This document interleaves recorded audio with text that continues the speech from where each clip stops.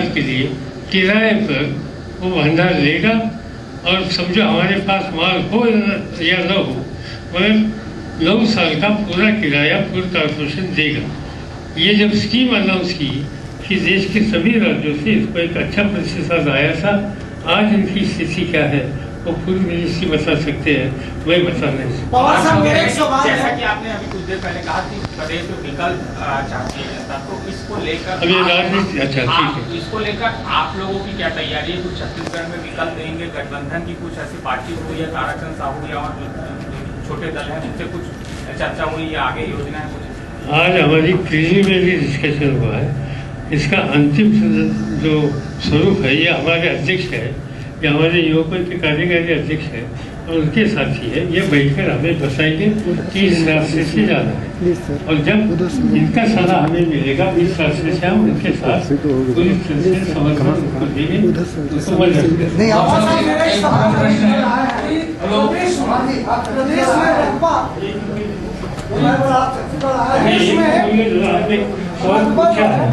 प्रदेश में रकबा कम होते जा रहा है और पैदावार बढ़ती जा रही है।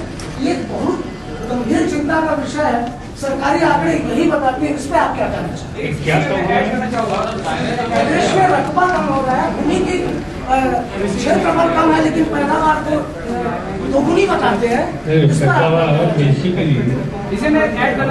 आज ये बात है कि हिंदुस्तान में फूड सिक्योरिटी की समस्या हल करने के लिए सबसे आगे हमेशा 4 राज्य देखती थी, Punjab, Haryana, western UP and Andhra. अभी हमने एक कार्यक्रम हाथ में लिया है, second green revolution in eastern India. Eastern India में जिन राज्यों का स्वीकार किया है भारत सरकार ने, इसमें Chhattisgarh, Jharkhand, eastern UP, Assam, west Bengal, ये राज्य में हमने ध्यान ज़्यादा दिया है, उनको ज़्यादा मदद करनी। और हम ये देख रहे हैं कि 2001-2003 में छत्तीसगढ़ का टोटल प्रोक्योरमेंट 30 लाख के अंदर था तब, और आज 60 लाख तक माल FCI के गोदाम में आया है। तो यानी इसमें प्रोक्योरमेंट ज़्यादा हो रही है, यानी पैदावारी में कुछ न कुछ सुधार होगा तो ही प्रोक्योरमेंट ज़्यादा हो सकती है। पैदावारी नहीं होगी तो हमारे गोदाम में माल कैसे आएगा? इसलिए यहाँ पहले से ज़्यादा माल आता है, ये बात साफ है। पर हेक्टर यहाँ यील्ड बढ़ाने की आवश्यकता है। मैंने आज पब्लिकली भी कहा कि 2 दिन पहले मैं वियतनाम में था। वियतनाम हमारे बाद इस क्षेत्र में गए, वहाँ रिसर्च करने की इंस्टीट्यूशन भारत सरकार ने खड़ी की, वहाँ के किसानों को मदद की, सलाह दे दिया। वहाँ का पर हेक्टर ये 6 टन का है, यहाँ 3 से 4 हेक्टर आता है। और इसलिए आज वियतनाम जैसे देश में जो पैदावारी थी, इसके आसपास जाने के लिए हमें और मेहनत करनी पड़ेगी। हमारी क्या इंटरनेशनल प्रोडक्टिव लेवल से नीचे है, वो कैसे आगे आएगी, इस पर हमारा ध्यान है। दाहिनी तरफ पवार साहब, दाहिनी तरफ से एक प्रश्न है। ये देश हमारा जो कृषि प्रधान देश है और किसानों के प्रति बजट में भी बहुत ध्यान दिया जाता है। तो आप यहाँ छत्तीसगढ़ में आए हैं, छत्तीसगढ़ ने इस बार कृषि का अलग से बजट दिया है। क्या देश के प्रदेश में भी कृषि बजट अलग से रेलवे की तरह होना चाहिए, ऐसा आप मानते हैं? हम नहीं मानते, तो मैं बताता हूँ क्यों नहीं मानते। कि समझो बिजली की जरूरत है, कृषि को बिजली लगती है, बिजली का निर्मित ही तैयार होने वाला डिपार्टमेंट करने वाला विद्युत डिपार्टमेंट है। जनरेशन पावर वो करेगी, जब पावर जनरेट करेगी तो हम ये नहीं कह सकते कि ये खाली कृषि को ही देगी, कुछ इंडस्ट्री को देना पड़ता है, कुछ घर में लोगों को देना पड़ता है। और इसलिए खाली कृषि के लिए हम बिजली बनाने का काम करेंगे, ये व्यवहारिक है। दूसरी बात है पानी की समस्या।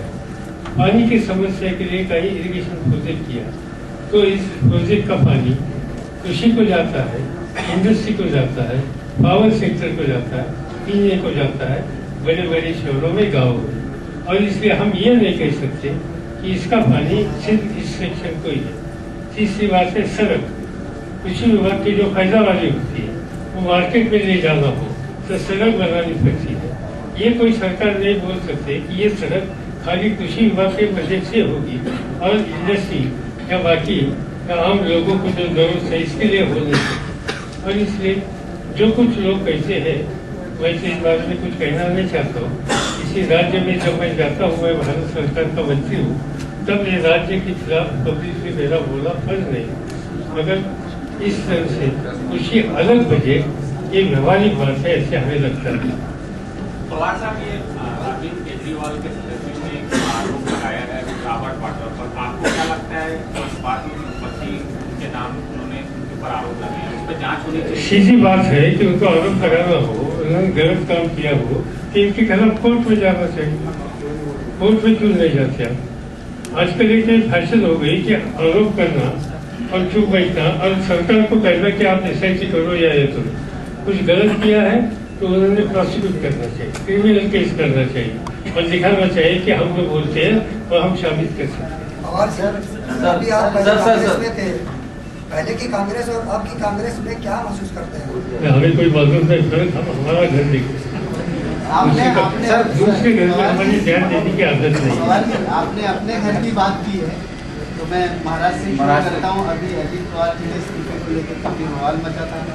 आपने 6 मंत्रियों को कहा था इस्तीफा मत देना, उन्होंने उनके साथ इस्तीफा दे दिया, लेकिन बहुत उठापटक चली। तो आपको ऐसा नहीं लगता कि छत्तीसगढ़ या दूसरे राज्यों से पहले अपना घर सुधारने के लिए? इसलिए हमारा घर हमने सुधार किया, 24 घंटे में क्लियर किया, कोई चिंता नहीं। सर उसी में सवाल है, आपकी जो बेटी है सुप्रिया, उनको लेकर बात के सामने आ रही है कि आप उनको केंद्रीय मंत्री बनाने की आपकी ख्वाहिश बात रखी है। इसी वजह से अजीत पवार लगातार आपसे नाराज चलते हैं, सियासी कदम में लगातार ये चर्चा होती है। दोनों ही बातें झूठी है। वो ना केंद्रीय मंत्री बनना चाहती है, ना अजीत पवार इससे नाराज है। सर, आप प्रधानमंत्री बनने की ख्वाहिश रखते हैं क्या आप? जिस पार्टी के पास 16 सदस्य है राज्यसभा और लोकसभा में, वो वहाँ जाने की बात करते हैं तो उनके पैर जमीन कर रही है, मेरे पैर जमीन कर। एक छोटा सा प्रश्न और है जरूर कि आप यहाँ आए हैं, राष्ट्रवादी कांग्रेस ने इससे पहले तृणमूल कांग्रेस और DMK से चर्चा की थी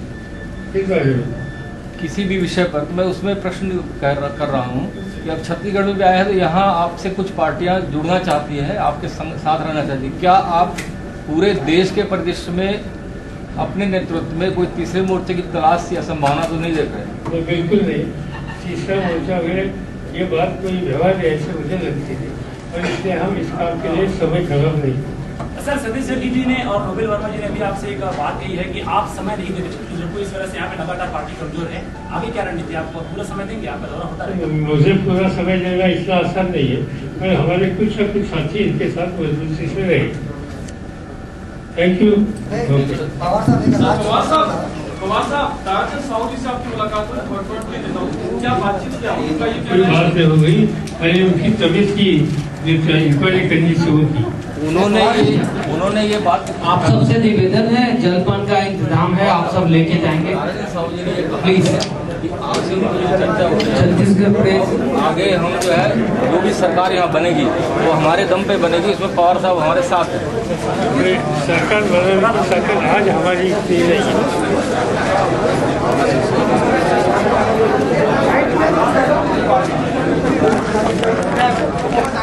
मैं सबसे पहले आमंत्रित करूंगा आज हमारे संपादक महोदय को, डॉक्टर सुशील त्रिवेदी जी को।